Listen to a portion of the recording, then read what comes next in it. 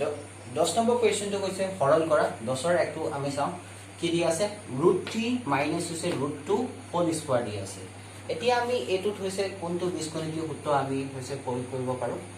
a minus b হৈছে whole square a minus b whole square মানে কি আছিল a স্কয়াৰ মাইনাস হৈছে 2ab প্লাস হৈছে b স্কয়াৰ এতিয়া স্যাৰ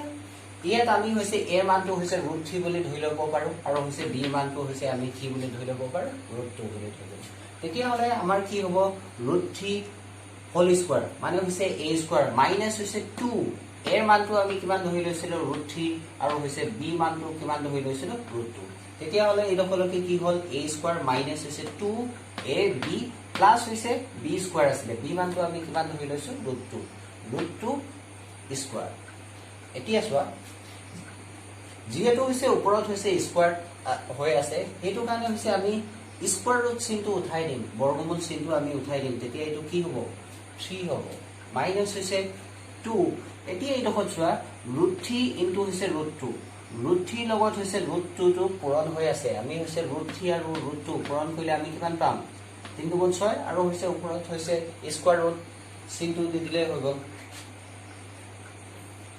তেতিয়া হলে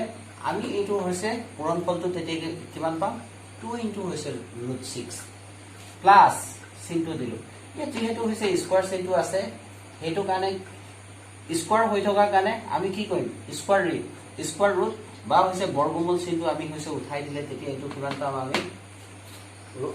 2 পাম এতিয়া চোৱা 3 লগত হৈছে 2 টো যোগ হলে আমি কিমান পাম 5 পাম তেতিয়া হলে এটো আমি 3 লগত 2 টো যোগ কৰিলো আমি কিমান পালো তেতিয়া 5 পালো আৰু হৈছে বিয়োগটো দিলো 2 ইনটু হৈছে √6 এতিয়া আমি উত্তৰটো কিমান পালোগে 5 মাইনাস হৈছে 2 ইনটু হৈছে √6 পালো এবাৰ 10ৰ 2 নম্বৰ কুৱেশ্যনটো দিয়া আছে হৈছে 2√3 প্লাস হৈছে 5 ৰ লগত হৈছে 2√3 মাইনাস হৈছে 5 টো আমি পূৰণ কৰিব লাগিব এতিয়া চোৱা এতিয়া আমি এটো কোনটো অভেদ ব্যৱহাৰ কৰিম ইয়াত হৈছে 2√3 টো ইয়াতো আছে হৈছে 2√3 টো ইয়াতো আছে ইয়াত হৈছে √5 টো ইয়াতো আছে ইয়াতো হৈছে √5 টো আছে তেতিয়া আমি কোনটো অভেদৰ লগত হৈছে মিল হৈ আছে a + b ইনটু হৈছে a - b অভেদটোৰ লগত মিল হৈ আছে তেতিয়া a + b ইনটু হৈছে a - b হলে মানে তেতিয়া আমি কি মান পাওঁ a স্কয়াৰ মাইনাস হৈছে b স্কয়াৰ পাওঁ এতিয়া চোৱা ইয়াত হৈছে a ৰ মানটো হৈছে 2√3 টো ধৰি লম আৰু হৈছে b ৰ মানটো আমি কিমান ধৰি লম √5 টো ধৰি লম এতিয়া চোৱা a স্কয়াৰ আছিল 2 ইনটু হৈছে √3 স্কয়াৰ মাইনাস হৈছে b স্কয়াৰ মানে হৈছে √5 স্কয়াৰ এতিয়া চোৱা এত ওপৰত স্কয়াৰটো আছে মানে হৈছে 2 ওপৰটো হৈছে স্কয়াৰ 2 স্কয়াৰ হৈ আছে √3 স্কয়াৰ হৈ আছে এটোক আমি লিখিলো 2 স্কয়াৰ ইনটু হৈছে √3 স্কয়াৰ বুলি 2 ওপৰটো হৈছে স্কয়াৰটো দিলো আৰু হৈছে 3 ওপৰটো হৈছে স্কয়াৰটো দিলো মাইনাস হৈছে এইটো চোৱা ওপৰত হৈছে স্কয়াৰ হৈ থকা কাৰণে বৰ্গ হৈ থকা কাৰণে আমি হৈছে কি কৰি দিম √5 স্কয়াৰ হৈ থকা কাৰণে বৰ্গ হৈ থকা কাৰণে আমি কি কৰিম বৰ্গমূল চিনটো আমি আঁতৰাই দিম তেতিয়া এইটো আমি মানটো কিমান পাম 5 পাম এতিয়া ইফালে চোৱা 2 স্কয়াৰ মানে হৈছে 2 দুটা পূৰণ হৈ আছে 4 হ'ব পূৰণ চিন ঠিক একেদৰে এইটো হৈছে বৰ্গ হৈ থকাৰ কাৰণে আমি কি কৰি দিম বৰ্গমূল চিনটো আঁতৰাই দিম তেতিয়া ইয়াৰ মানটো কিমান পাম 3 পাম তেতিয়া এইটো কিমান হ'ল 4 পূৰণ 3 হ'ল বিয়োগ হৈছে এইটো 5 টো যেনেকৈ আছিল আমি তেনেকৈ লৈ আহিলো তাৰ পিছৰ ষ্টেপ দিলো 4 3 গুণ কিমান হয় 12 পৰা হৈছে এইটো বিয়োগ আগতে 5 আছিল আমি 5 টো যেনেকৈ আছিল আমি তেনেকৈ লিখিলো 12 পৰা হৈছে 5 বিয়োগ হ'ল থাকিব কিমান 7 এইটোৱে হ'ব উত্তৰ 10ৰ 3 নম্বৰ কুৱেশ্যনটো দিছে 8 প্লাস হৈছে √3 ইনটু হৈছে 2 প্লাস হৈছে √3 মানে হ'ল 8 যোগ হৈছে √3 লগত হৈছে 2 যোগ হৈছে √3 টো আমাক পূৰণ কৰিব দিছে এতিয়া চোৱা আমি একবাৰ কি কৰিম 8 এ হৈছে 2 লগত একবাৰ পূৰণ কৰিম 8 এ হৈছে √3 লগত একবাৰ পূৰণ কৰিম ঠিক একেদৰে হৈছে √3 এ হৈছে একবাৰ 2 লগত একবাৰ পূৰণ কৰিম √3 এ একবাৰ হৈছে 3 লগত একবাৰ পূৰণ কৰিম এতিয়া চাওঁ আহচোন 8 এ হৈছে 2 লগত পূৰণ কৰিলো 8 পূৰণ হৈছে 2 বুলি লিখিলো তাৰ যোগ চিনটো দি ললো 8 এ হৈছে √3 লগত পূৰণ কৰিলো 8 পূৰণ হৈছে √3 বুলি লিখিলো তাৰ আকু যোগ চিনটো দি ললো √3 এ হৈছে 2 লগত পূৰণ কৰিলো √3 পূৰণ হৈছে 2 বুলি লিখিলো তা আকৌ যোগ চিনটো দি ললো √3 এবাৰ কাৰ লগত পূৰণ কৰিব √3 লগত √3 পূৰণ হৈছে √3 বুলি দিলো এতিয়া চোৱা 8 দুগুণ কিমান হয় 16 হয় 16 লিখিলো তা যোগ এফালে চোৱা 8 পূৰণ হৈছে √3 এটুক আমি কি বুলি লিখলো 8 √3 বুলি লিখিলো তা যোগ চিনটো দিলো √3 পূৰণ হৈছে 2 আমি হৈছে 2 টো আগত লিখিব পাৰো পিছত লিখিব পাৰো আমি সাধাৰণতে সংখ্যাবিলাক আমি আগত লিখিলো 2 √3 লিখিলো যোগ চিনটো দিলো √3 কেটা আছে দুটা আছে এটো কাৰণে আমি এটো কি লিখিলো √3 স্কয়াৰ বুলি লিখিলো এতিয়া চোৱা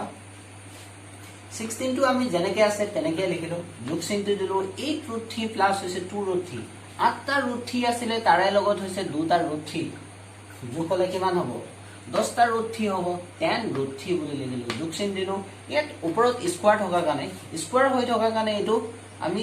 বৰ্গমূল চিনটো অতৰাই দিম তেতিয়া হলে ইয়াৰ মানটোকে আমি কিমান পাম 3 পাম এতিয়া পিছৰ স্টেপটো চাওঁচোন 16 এৰ লগত হৈছে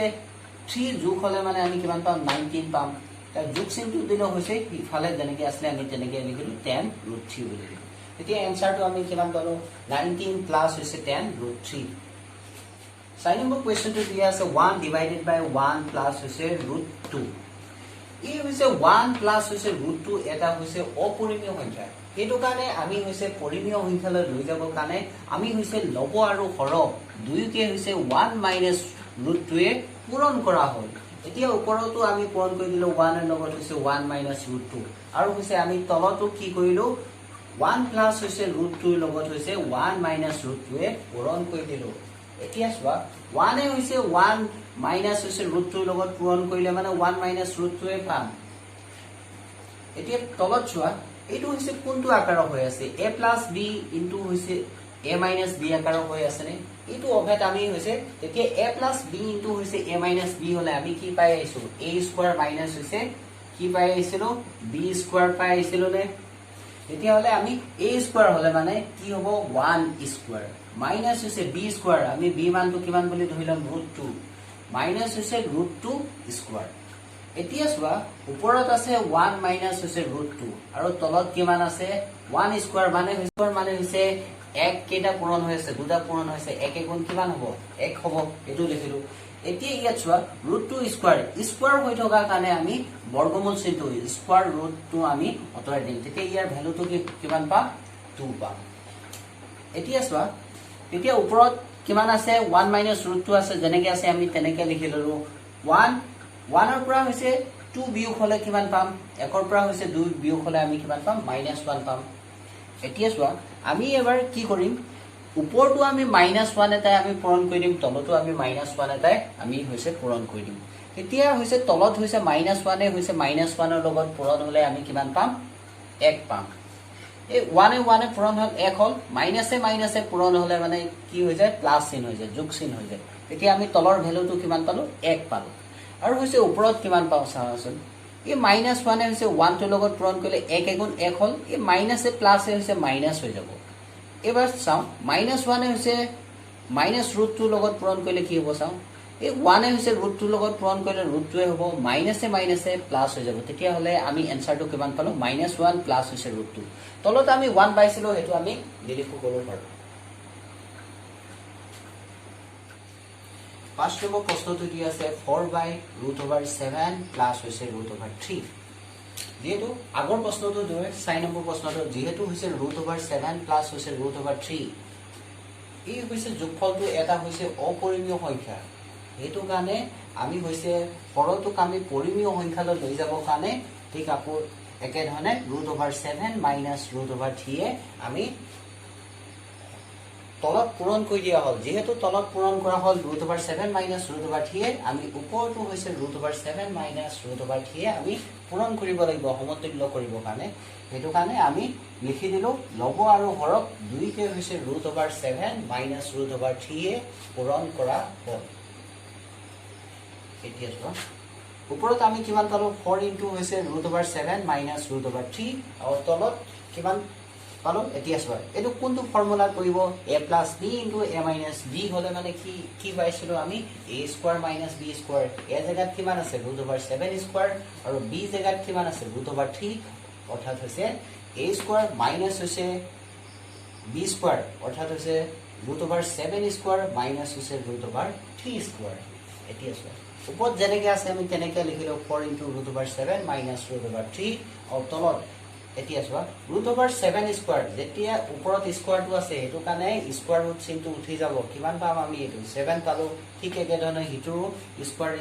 চিনটো উঠি গ'ল তেতিয়া এইটো কিমান পালোঁ 3 7 ৰ পৰা 3 বিয়োগ কৰিলে কিমান পাম 4 আৰু ওপৰত আছিলে 4 × √7 মাইনাছ √3 4 হৈছে ওপৰৰ 4টো হৰণ কৰি দিলোঁ কেইবাৰ যাব একবাৰ যাব একেৰে 7 মাইনাছ √3 লগত পূৰণ হ'লে √7 মাইনাছ √3 পাম আমাৰ তেতিয়া এনসাৰটো কিমান পালোঁ আমি √7 মাইনাছ √3 আমাৰ 6 নম্বৰ প্ৰশ্নটো দিয়া আছে 7 প্লাছ √3 তলত ডিভাইডেড বাই 7 মাইনাছ √3 এতিয়া ঠিক আকৌ একেধৰণে আমি হৈছে তলৰ সংখ্যাটো আমি অপৰিমেয় সংখ্যা হোৱাৰ কাৰণে আমি পৰিমেয় সংখ্যালৈ লৈ যাবৰ কাৰণে আমি এবাৰ 7 প্লাছ √3 আমি লব আৰু হৰণ দুইকে পূৰণ কৰিব ওপৰত আছিলে 7 প্লাছ √3 তাৰ লগত আমি কি পূৰণ কৰিলোঁ 7 প্লাছ √3 পূৰণ কৰিলোঁ আৰু তলত আছিলে 7 মাইনাছ √3 তাৰ লগত আমি পূৰণ কৰিলোঁ 7 প্লাছ √3 অৰ্থাৎ দুই পক্ষকে আমি লব আৰু হৰণ দুইকে আমি কিহে পূৰণ কৰি দিলোঁ 7 প্লাছ √3 এ পূৰণ কৰি দিলোঁ এতিয়া চোৱা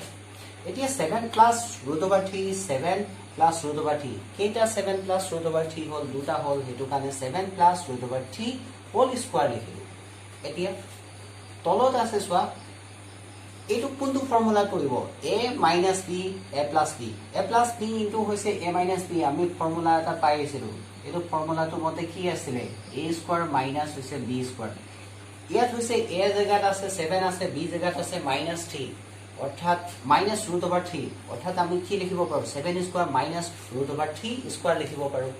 আৰু ওপৰৰ ফৰ্মুলাটো এবাৰ কিহত পৰিব 7 প্লাছ হৈছে √3 হোল স্কোয়াৰ দিয়া আছে এটুক আমি কোনটো ফৰ্মুলা কৰিব a প্লাছ b কোনটো ফৰ্মুলা আমি প্ৰয়োগ কৰিব পাৰোঁ a plus b whole square প্ৰয়োগ কৰিব পাৰোঁ a plus b whole square মানে আমি আগতে কি পাই আহিছোঁ a square plus twice ab plus হৈছে b স্কোয়াৰ এতিয়া a জেগাত আছে 7 আৰু b জেগাত আছে √3 আমি হৈছে যেনেকৈ আছে আমি তেনেকৈ ভৰাই বহুৱাই যাম এইটো হ'ব 7 স্কোয়াৰ মানে হৈছে a স্কোয়াৰ প্লাছ টুৱাইছ